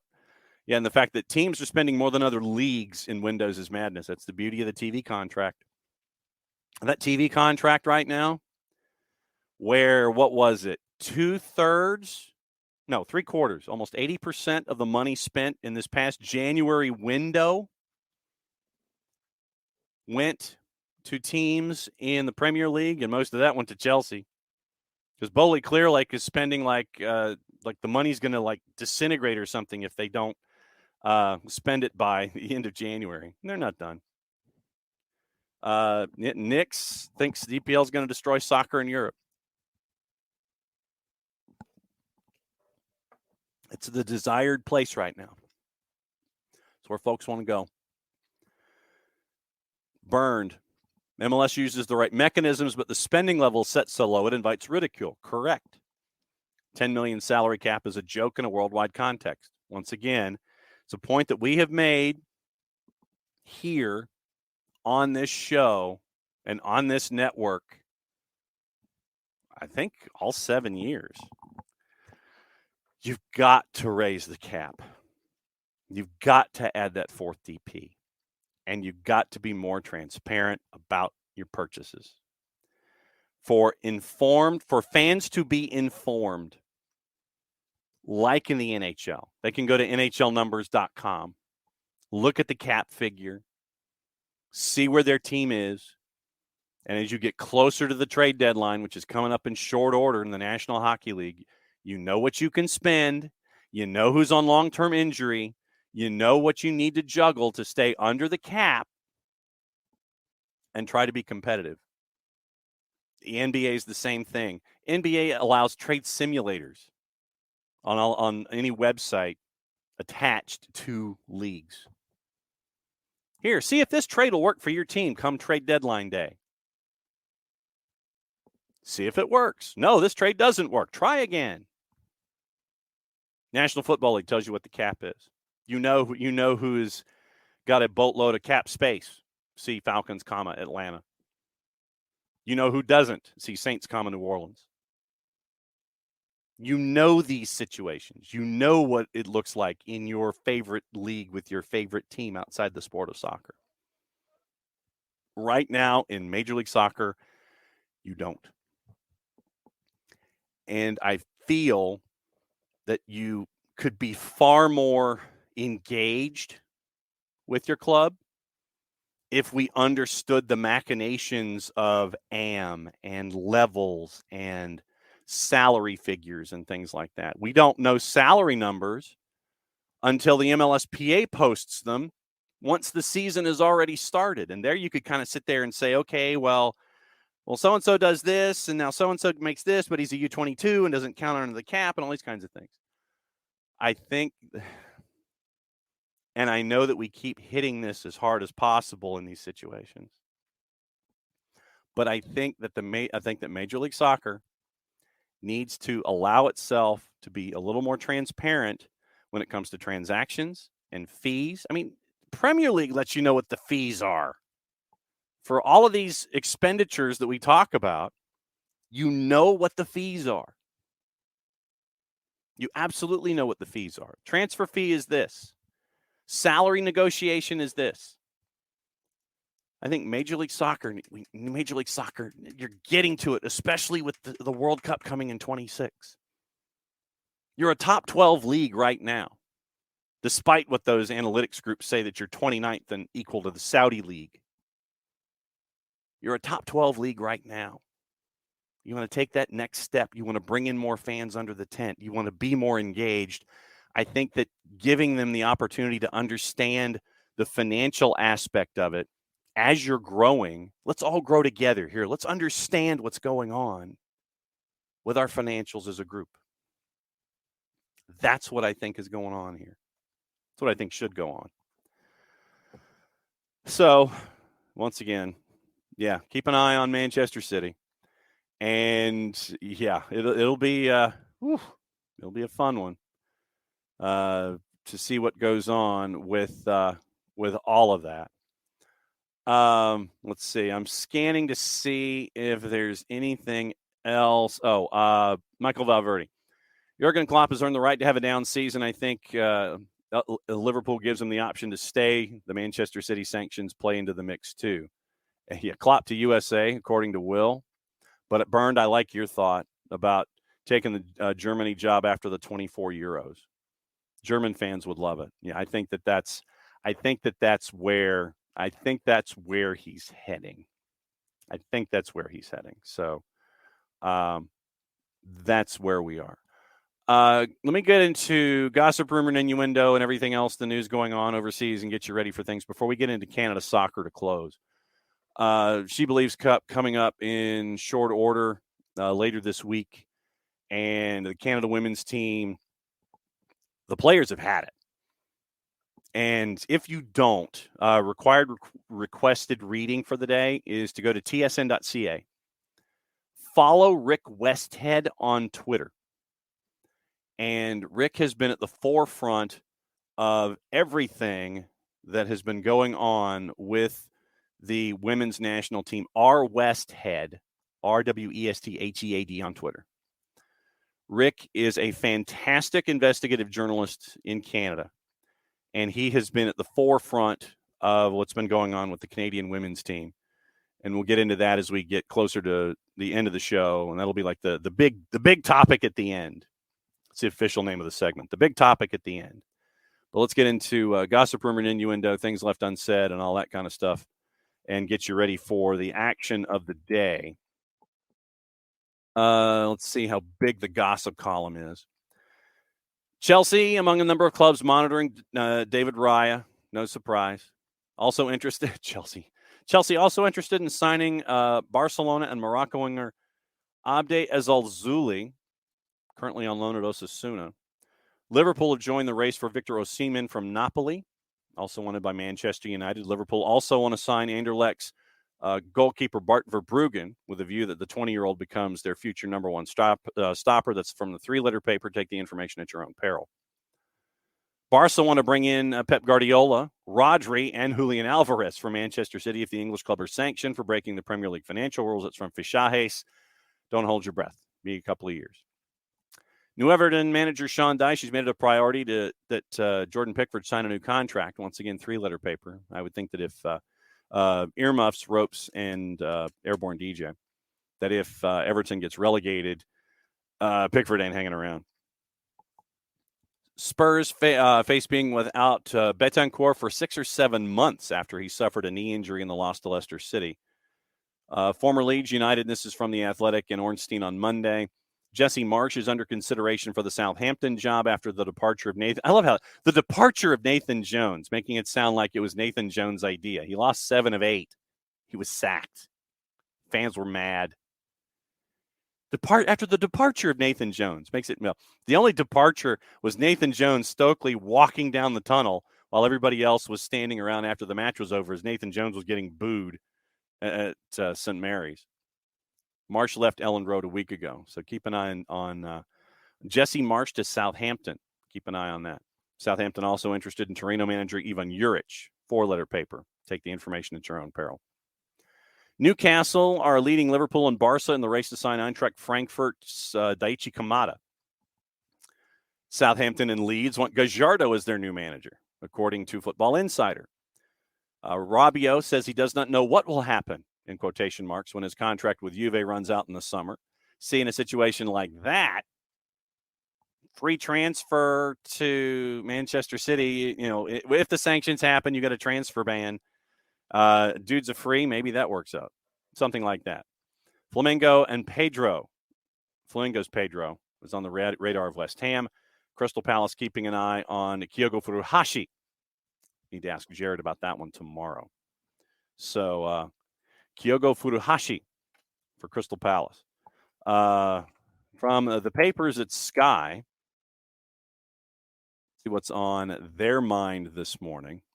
See if we can figure out if there's anything else. Alfred Schroeder no longer in contention to take over as the new head coach of Leeds. Neil Warnock has stepped out of retirement to become Huddersfield town manager. He retired 10 months ago from managing. Now he stepped out of retirement to become manager at Huddersfield. For the record, Huddersfield is in trouble in the championship, and they are in dire need of survival. So Huddersfield's next match is on Wednesday at Stoke. They're a big underdog. Currently, right now, Huddersfield are next to last and only on goal difference. Drawn 3 of their last 5, 28 points. There are 4 teams in a group. 3 of them get relegated down to League One. Cardiff, Wigan, Huddersfield, Blackpool. What do they all have in common? Former Premier League sides. Huddersfield was in the Prem only a couple of years ago. Wigan has had problems dating back to Dave Whalen. They won the FA Cup. Remember the call from Gus Johnson. Wigan was down in League One. That's how bad it got. They went back up to the championship. Right now, they are one of the 4 teams. They won their last match, by the way, to get to 22nd out of 24. They were at the bottom. Cardiff, Wigan, Huddersfield, Blackpool. All 4 or 5 points. Well, technically, they're all within a point of each other in the relegation zone, but there's some space between those 4 and Rotherham, 4 points in 20th. All 4 former Premier League sides, and there's a really good piece in The Athletic about Cardiff and its fall under the ownership of Vincent Tan, for those of you that have that subscription. Cardiff, Wigan, Huddersfield, Blackpool, all former Premier League sides. 3 of those 4 right now would be relegated to League One, 3rd tier. Neil Warnock out of retirement after 10 months for the remaining 23 and 2, 16 league matches this season. So we'll keep an eye on that. Let's see. So, Betancourt is out for the season. Jurgen Klopp says he's 100% committed to Liverpool. He says, I feel responsible for defeats. Right now, the club is being pointed at for there's a huge drop-off. Hitting rock bottom last time out at Molineux against Wolves. So we'll keep an eye on all of that stuff. Liverpool. Telegraph. Once again, former Ajax manager Alfred Schroeder not in the discussion anymore after he flew to Ellen Road to see the team lose 2-0 to Manchester United. By the way, you look at what happened at Ellen Road. They were there for the first 80 minutes, really competitive, and then 2 goals in short order, and you could tell that the air just went out of the balloon. So you had that happen. Avoiding the 3 and the 4-letter paper, as we always do. The Daily Mirror, you'll enjoy this. The Daily Mirror says the Premier League quietly changed 6 of the financial charges aimed at Manchester City after they were included in their initial statement by error. Liverpool set to be without Thiago Alcantara for the next month, as his hip flexor injury was revealed to be more serious. Liverpool interested in signing Bart Verbruggen. Times. Liverpool are ready to fight back after a dismal season by funding Jurgen Klopp to rebuild his squad in the summer and by hiring a new head of research, a key position in the club's recruitment operations. Newcastle will wear their famous black and white stripes in the Gummy Bear Cup final. Know that Alex Pacine is pleased about that. Will Spearman is the new director of research, being promoted from his role as the club's lead data scientist. Daily Express, an angry Massimiliano Allegri confronted a Juve fan in the stands who is allegedly continuously abusing the club's players during their Serie A clash with Fiorentina. Spurs could reportedly secure the signature of long-term target Andre Onana at the end of the year, with the player being put up for sale by Inter Milan. Scotsman Rangers have been linked with a summer move for international midfielder Darius Olaru, captain of Romanian club FCSB. Hibs set to hand Mikey Devlin a contract for the rest of the year after he impressed during a trial. Calvin Ramsey has suffered another blow, revealed that he could miss the rest of the season because of an injury. Paul Lambert will not be returning to Motherwell as their new manager. So that's the news there.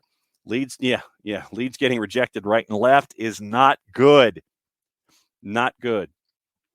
So, we'll keep an eye on all of that stuff as well. And, all right, so Canada soccer, before we go. This is, it's disappointing, and you got players who are saying, we're done. We're done. We got questions. We got a lot of questions. As they get ready for SheBelieves Cup. So the women's national team right now returned to training after facing a threat of legal action from Canada Soccer. And this happened over the weekend. From the Canadian press. Facing the threat of legal action from Canada Soccer, the Canadian women's team agreed to return to training and play in the SheBelieves Cup. They're doing so under protest. If you follow Christine Sinclair and Janine Becky on Twitter, that's what's being said. The women's job action was short-lived. They only missed a day of training in Florida. Labor dispute with the governing bodies far from over. And this is copy from CP. And the ill will has no doubt multiplied after emergency talks Saturday forced them back onto the pitch.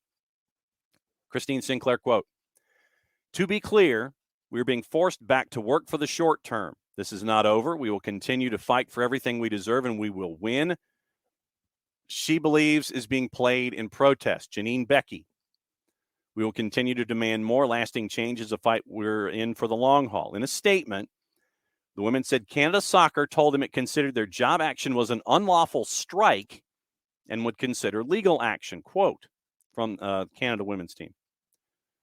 "They told us if we did not return to work and did not commit to playing in Thursday's game against the U.S., they would not only take legal action to force us back to the pitch, but would consider taking steps to collect what could be millions of dollars in damages from our Players Association and from each of the players individually currently in camp.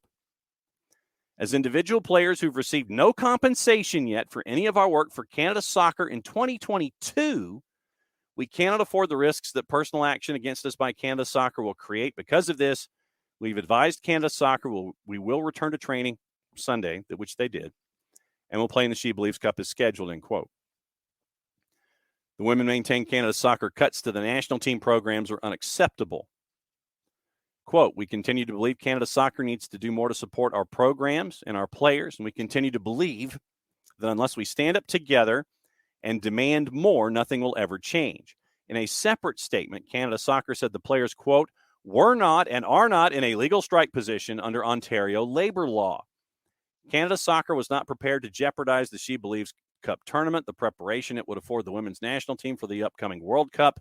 nor the experience it would afford countless fans who'd undoubtedly traveled to Orlando to see their Olympic heroes, end quote. The governing body said it took the necessary steps, in quotation marks, to ensure that such games will be played as scheduled. Canada Soccer has heard the women's national team and is committed to a path to addressing each of the demands made by the players. Canada Soccer knows it's not enough. There's still work to do. It said a labor settlement, once concluded, will be a historic deal that will deliver real change and pay equity in Canadian soccer. It is a goal worth getting right. Before Saturday's meeting with Canada Soccer General Secretary Earl Cochran and President Nick Bontis, Sinclair and other players said they could no longer represent the federation unless the issues around the national team were resolved. They're demanding the same backing and preparing for the summer's Women's World Cup in Australia, New Zealand. The men received last year before their tournament. And they want Canada Soccer to open its books. Canada Soccer traditionally publishes its financials in March, but Sinclair says the women's team can't negotiate in the dark without knowing what was spent on the men's team. The governing body has repeatedly said that pay equity will be a pillar of the new deal. Canadian Press.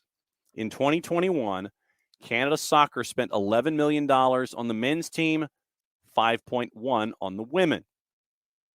Christine Sinclair notes some $2.5 million of that women's funding came from Own the Podium, not Canada Soccer.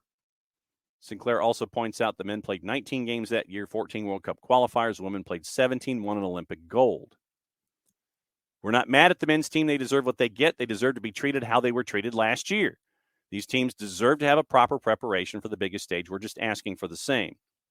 The financial struggles of the Canadian Soccer Association didn't just happen overnight. People made decisions in recent years that have put us here.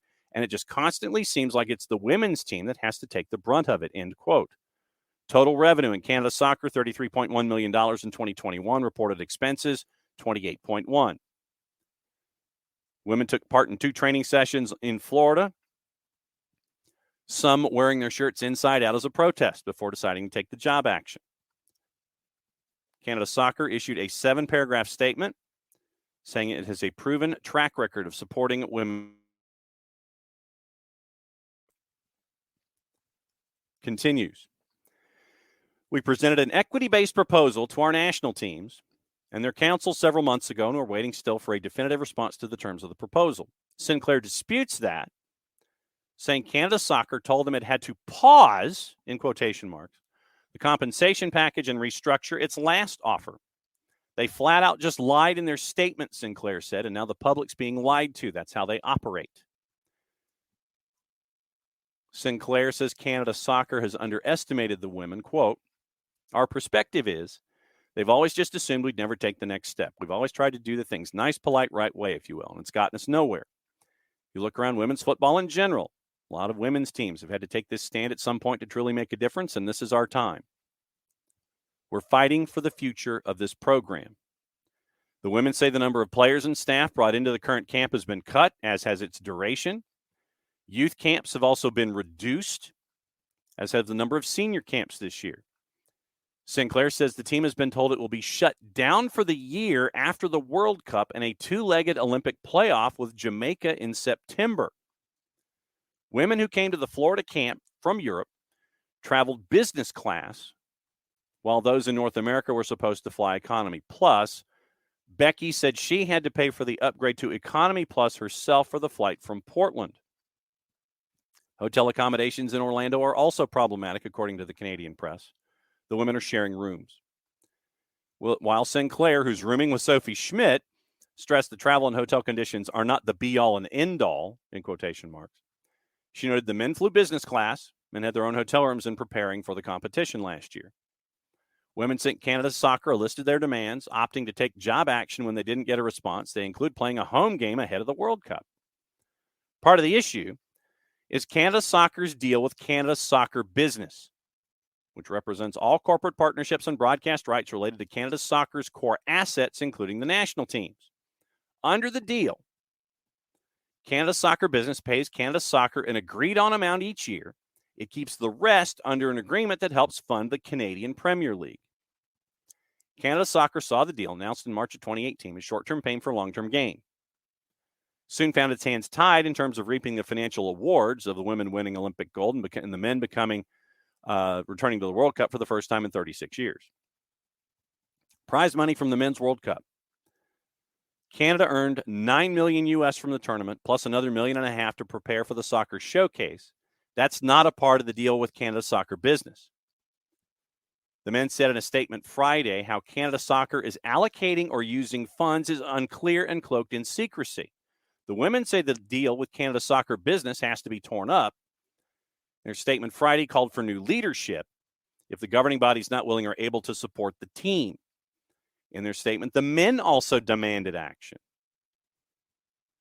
If the current leadership of Canada Soccer is not willing to take immediate action to respond to the players' demands and concerns, we ask that the Minister for Sport, the Honorable Pascal Saint-Onge, intervene to remove them and mandate that new Canada Soccer leadership be named and required to comply with its mandated objectives and all legal requirements as supported by federal funding. Both teams currently negotiating labor agreements with Canada Soccer. The women's previous deal expired at the end of 2021. So we're now in year 2 of women not having a labor agreement with Canada Soccer. Men are negotiating their first formal agreement in the wake of forming their own players' association. The women have their own group. The Canadian men boycotted a planned friendly with Panama and Vancouver last June over the labor dispute. So that's where we are. I thought it was important to put that out there just to kind of keep an eye on things. And I know that you guys have had a couple of comments in here. Nick's U.S. soccer has its problems aplenty. Canada's like hold my Molson. Ricky, referring to Canada Soccer, you heard them, but you did not understand what they said. Burned. Looks like Canada, just like Spain, is going to field a B team for the World Cup this summer. Or burned if Canada fields an A team, it may not be a very deep roster. So we'll keep an eye on it. But with SheBelieves Cup starting this week, this is hanging over the head of the tournament, sadly, because it's been issues that have been talked about and discussed and put in the public purview for quite some time.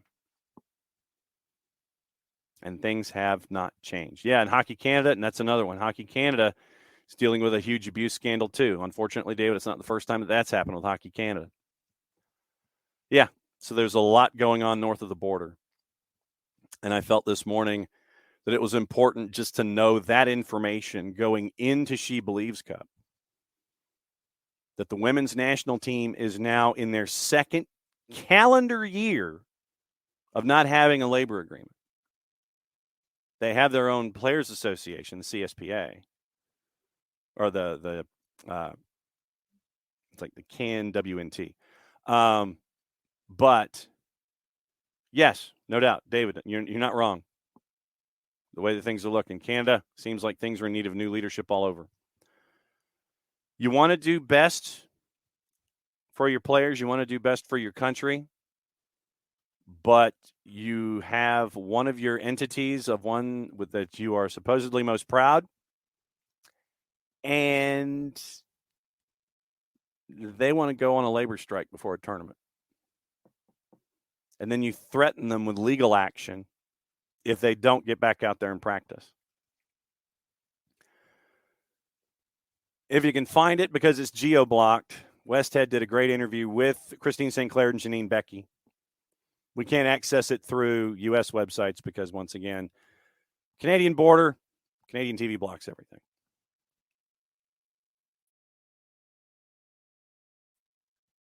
So that's where we are with Canada Soccer. I just thought that was important to know this morning that one of the top teams in the world, across the board with some of the most storied players in the game, they had to go back to work because they were threatened with a lawsuit.